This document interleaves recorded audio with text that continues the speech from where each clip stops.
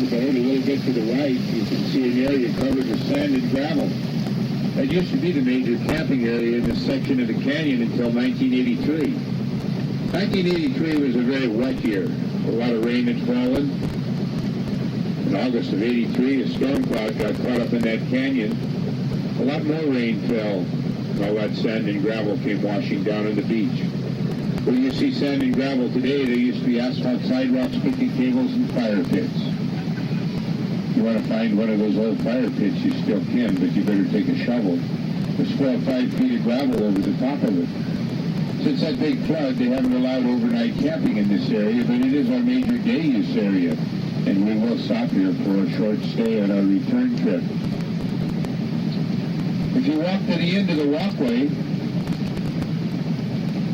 and look to your left, you'll see a couple of plaques. One to the victims of the Man Gulch Fire, another to the Lewis and Clark expedition. If you go a little bit further, this time on the right, you'll find the most important buildings, the restrooms. But the first two are busy. If you keep on going up the trail, you'll find 4 more restrooms just on the other side of the picnic pavilion. This time they're on the left. If you look up at the cliffside to your right, you can find a dead tree with a big pile of sticks on the top. That's another osprey nest. Ospreys tend to nest in about 3 different kinds of places. They'll nest in a dead tree, as you see here, on a pinnacle like we saw at the mouth of the canyon, or they'll nest on a ledge, and you can find a ledge nest over here to our left. Find that belt of trees that goes across about 200 feet off the water's edge. And come down on that knife edge down toward the water. There's a big pile of sticks about a third of the way down. That's an active osprey nest.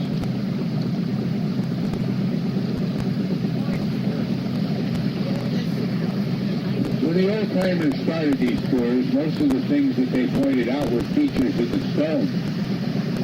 I showed you one up the canyon a ways, the canyon monster.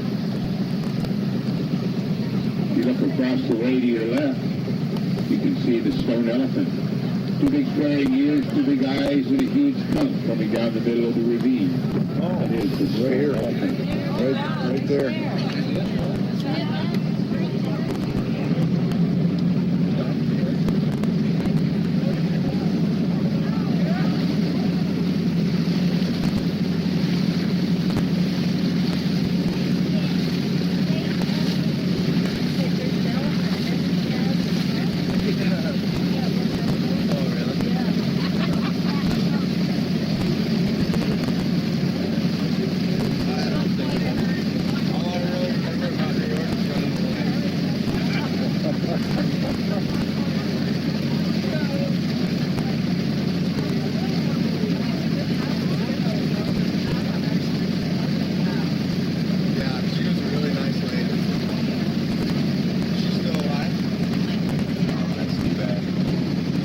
She was really old. I don't think Bobby came and lived there. The police, I don't think he lives on that street anymore either.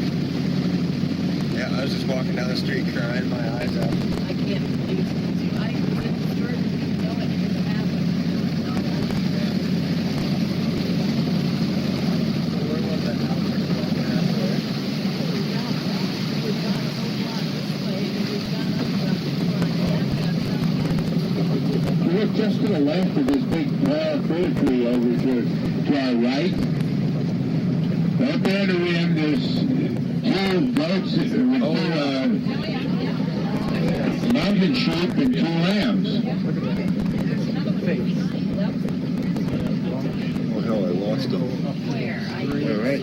The sheep, that's a radio flag. She's a clouded sheep. They bring them down here from up by Augusta, the Bob Marshall Wilderness. Bring them loose. Yeah, there's another one down there. There's a little baby. Well, I can't do that. Look to the left.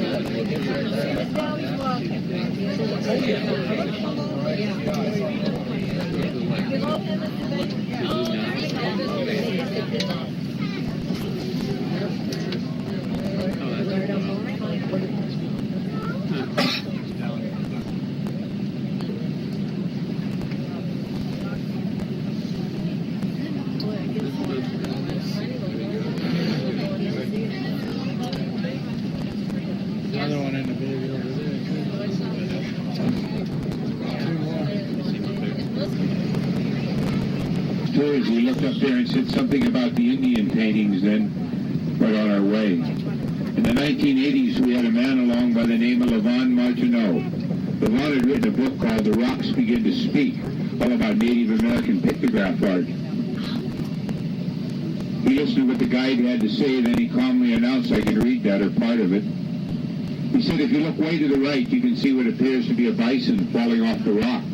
Above the bison's tail, there's a cross. Below the bison's tail, there's a circle with a dot. To your left, you can see a cliff face. Imagine, if you will, two groups of people, probably Blackfeet, hiding in blinds and in wings leading up to that cliff face. Another group of people circling around behind some bison grazing in the prairie behind there. When they get behind those bison, they've got a wolf head on their head, a wolf cape on their back. They jump up and down, shout, beat on drums, yell, howl, do whatever they can to stampede the bison. Now, hopefully they go between the wings of people, not over them. They weigh a ton.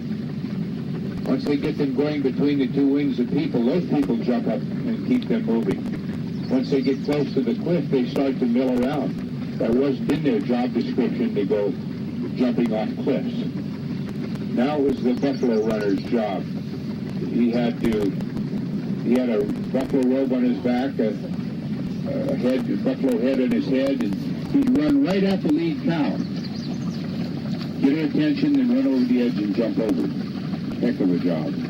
Hopefully he picked a safe place to land, because there should be a cascade of bison falling all about him very quickly. Well, the lead cow would come over there and take a look, see if there's a way out of their predicament. As she's standing there, there's still a stampede going on behind her. The stampeders knocked her over the edge, then they just follow her over. She was their leader. There'd be a huge pile of dead and dying bison underneath the cliff. Another group of Native Americans had to wade in there with big stone hammers and big broad spears and try to finish off the wounded ones. All of this was very dangerous, but when it worked, they got far more bison than they knew what to do with. There should have been a big pile of bones over there. They went over and took a look, and there were no bones. They looked at Levon and said, no jump, right? He said, well, I don't know. But if you look over there about 7 feet to the left of that bison, you can see what appears to be an upside-down stick mat. If indeed that's what it is, that's a Native American symbol for dead, death, or danger. Now we could read this one of three ways. That could simply be a Blackfeet warning, one to the rest, saying, don't use that jump, it's too dangerous, you might get killed. Or it could be a no trespassing sign. As you're shown, there's Pierce Salish. A lot of people tried to move through here and make a buffalo jump. Blackfeet didn't like that. That could be saying, if don't use our buffalo jumps, we'll kill you. Or it could be one man's story. It might have been a buffalo hunter who was injured down at Olm Haver, a big jump up by Bozeman. He got this far, he was buried in that cave around the corner. And then his family wrote his story on the wall. Put your kids on board. You know there's alligators in this river? You look halfway up to that point of rock over to our right, there's a ledge up there, and there's about a 40-foot alligator laying up there just waiting for a blue boat to come by to get an afternoon snack.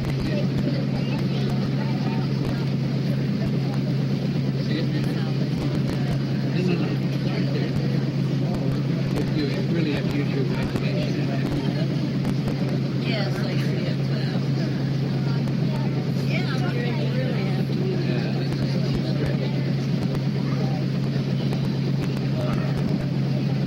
Well, it woke the kids up anyway. As we come around this point of rock, we come to Man Gulch, the site of the U.S. Forest Service smoke jumpers' worst disaster. The smoke jumpers did not lose a man on a fire line until 1949. August 4th, 1949, there was a dry lightning storm up this canyon.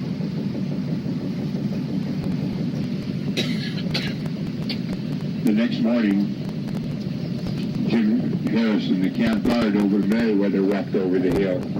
He'd heard the thunder, seen the lightning, and he thought there might be a fire in this canyon. When he topped the ridge up there and looked over, there were a few trees on fire.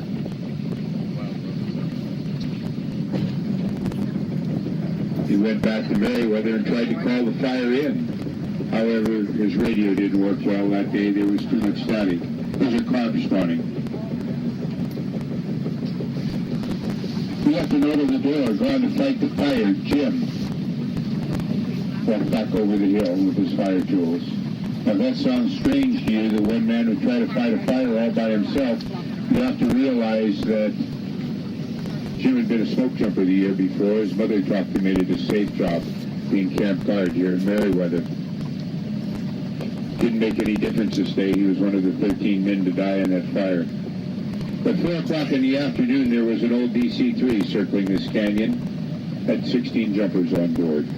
The fire had grown immensely, and it was spotted by a fire lookout. He called it into Missoula, and they said a fire grew out. Earl Cooley was their spotter. Wagner Dodge, the lead man. Earl wasn't going to jump, but Wagner was, and these are two of the very first men to ever jump out of an airplane and fight a forest fire. They didn't like what they saw. First of all, the fire was in a box canyon. If they dropped the men above the fire and the fire blew up, the men would be in mortal danger. Secondly, it was hot and turbulent that day. Almost 100 degrees in Helena, and the wind was constantly changing directions in the gulch. That plane was being buffeted all about. One man was so airsick that he couldn't jump. That probably saved his life this day. Finally, after circling the fire 3 or 4 times, Earl and Wagner decided it would be safe to drop them in if they dropped them about 2 miles up, well above the fire, well above the water. 15 men jumped, all landed safely, all except Wagner Dodge. He cut his elbow, cleared the bone. It didn't bleed too badly, so he wrapped his bandana about it and went to fight the fire. He told Bill Hellman, the assistant foreman, to gather the men, gather the gear. They were scattered all over the hillside because of that turbulence, and feed them. They didn't eat before they flew. That made them airsick. He was going to walk over on that right-hand ridge and see how best to fight that fire. When he got over there, he heard someone yell. It was Jim Harrison. The two knew each other. They jumped together in fires the year before. They conferred, and they thought the safe way to fight that fire would be to come down on the left-hand ridge, get below the fire, fight the fire going uphill in the evening. In the evening, the wind should die down, it should get cooler. The fire always burns more slowly coming downhill. And if bad things did happen, they could come to the river for an escape route. By 6 in the evening, Wagner was leading the other 15 men. Harrison decided to join in. Fatal mistake. They were coming down on the left-hand ridge. They came around a point of rock, very much as you see in front of the boat. When they looked down slope, they saw a terrible, awesome sight. That fire had jumped from the right-hand ridge to the left-hand ridge, and then it blew up. When they looked down slope, they saw a wall of flames coming at them 200 feet high, traveling an estimated 70 miles an hour. Wagner took one look and told the men to run for their lives. When they made their run, it's very much as you see right here, a loose rocky slope, very steep, but not very high. They ran for a ways, and Wagner turned and looked and saw the men were losing ground. He told them to drop their heavy tools, run for the top.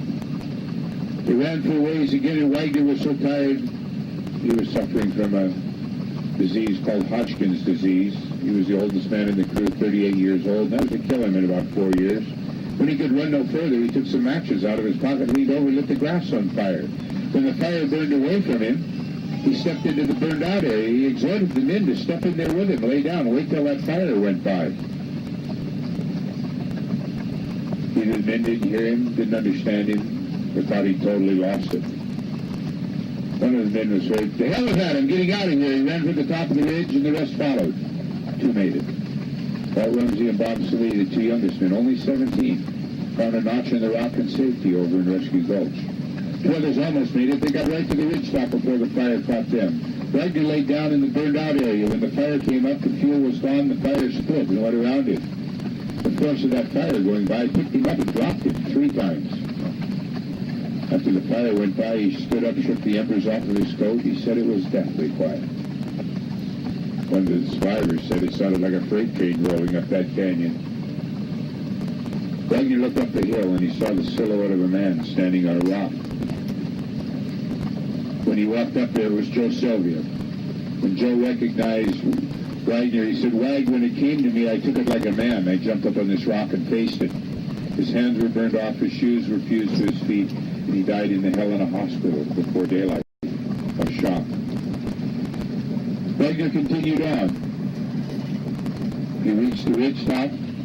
When he looked over, there were the 2 rookies. They'd survived by running back and forth in a big rock slide to avoid the flames. One of them was Bill Hellman. He'd gotten right to the ridge top before the fire caught him, but he too was so badly burned he didn't make it till morning. The victims' families were really incensed. They thought that Wagner's safety fire had caught their young men. They asked for a Forest Service Board of Inquiry. It was granted. After much deliberation, they decided, yes, indeed, had those men stayed with Wagner, they probably all would have made it. The Forest Service has learned a great deal about fighting fires in box canyons from this particular incident. I'm indeed glad they did. My oldest son had to do many of the things learned here to survive a fire overnight 7 years ago. I think he can thank these men for his very life. If you go up this canyon 1.25 miles on the left-hand side, you start running into monuments. As those men went churning up through the rocks, the fire took the oxygen out of the air. They suffocated, fell to the ground, and then were burned. Every place a man fell, the smoke jumpers have put a monument. There's 12 in this canyon. The 13th's over the hill in Rescue Gulch where they found Bill Hellman. A 14th man died because of this fire. A Forest Service fire investigator went up there to see what happened and died of a heart attack. They made a movie out of this in the 1950s called Red Skies of Montana. Richard Widmark played Wagner Dodge, and it didn't tell the story well at all. If you want to know the story, you need to read a book called Young Men and Fire by Norman Maclean. Now, if you recognize that name, it's because he wrote another book about his family in this part of Montana. A river runs through it, and other stories. A movie made here in Montana.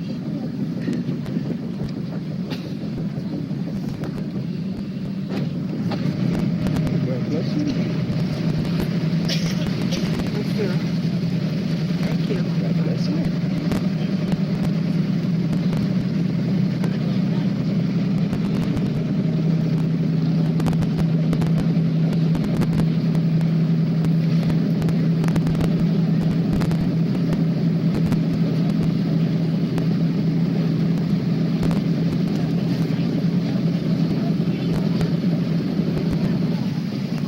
Ahead of the boat, you notice that the riverbanks come down rather gently to the river surface. For 2 years, Meriwether Lewis and William Clark had been leading the voyagers up this river system. Much of the time they traveled through banks that looked very much like this. They moved those boats by sail, by line and pole. They even paddled when they had to. But why they hated that paddling? The boats were really hollowed out cottonwood logs by the time they reached this point. Imagine paddling one of those upstream against the current. Pretty tough. Late in the afternoon, July 19th, 1805, Meriwether Lewis was right here when he wrote in his journal. This evening we reached much of the most spectacular cliffs we've yet encountered on our journey. From their singular appearance, I shall call this the gateway to the Rocky Mountains. If you look back the way which we came, those rocks look like they poured gates and pinched the water away from the canyon. And right now, those gates are swinging open. Those are the gates of the Rocky Mountains. Short to the gates of the mountains. I'll close them for you on the other side of the boat. William Clark never did see this section of the river, either coming or going. On the way upriver, it was the habit of the two captains for one to stay with the boat and the other to walk along the shore, do a little exploring. William Clark left the main party down at the mouth of the Dearborn River. He was first of all hunting, trying to find some game animals for those voyagers. Took 11 pounds of meat each day for each man. A lot of meat. Gates are coming close. They were also looking for someone to trade with. They wanted to trade their pills or open boats for horses. They didn't find anyone to trade with until they found some Papalia's people, the Lemhi show. They found them down by Lost Trail Creek out of Dillon, Montana, about 180 miles south of here. When they found the Lemhis, they found a desperately hungry people. These people had been kept off of the buffalo grounds for over a year. But they had some marvelous horses. It turns out it was probably very lucky that they had Sakakawea with them. Because she was along, that meant it wasn't a war party. they could approach the Native Americans much easier. Also, when they found Lemhi's, her brother, Camelway, was one of the chieftains. That probably made the trading a whole lot easier. Turns out the Lemhi's were quite good traders. They traded their sawbacks, swaybacks, and broken colts. And in turn, they got a good deal of the voyagers' trade goods and some of their food. If you're good enough horses for the voyagers to eat and good enough to get over the Bitterroot Mountains into Idaho, but not their best stock by any means. If you're a lady, put yourself in Sipakawia's moccasins that day. A new mother, a slave girl, only 16 months old, or 16 years old, wow. She'd been confined to that hollowed-out cottonwood log for a very long time. They'd come 20 miles by the time they reached Man Gulch. It had rained off and on all day. I'm sure the baby was cold, wet, and fussy. Sipakawea growing tired. If you're a man, you've been walking along the shore, pulling on an elkskin cordell, maybe wading up to your armpits in the cold water, or using a set pole to push the boat off the shore. I'm sure when all those cold, wet, tired, weary, hungry voyagers saw this spot here at Man Gulch, they thought that looked like a fine place to camp. Meriwether was excited. He thought he could see the Rocky Mountains. He got all those tired people back in the boats. They made it around this point of rock, and when they did, they faced a new set of challenges. There was a series of minor rapids and no place to walk along the shore. They had to put their lines and poles away, take out their paddles, begin paddling. I think even Meriwether had second thoughts.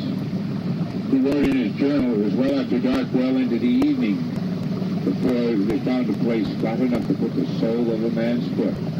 Well, tradition has it, that's Meriwether. I showed you where I thought it was, up there at Keel's Gulch. No matter, this big cat diesel will have us back to Meriwether in very short order. Took those hard-working paddlers several hours to make this short trip.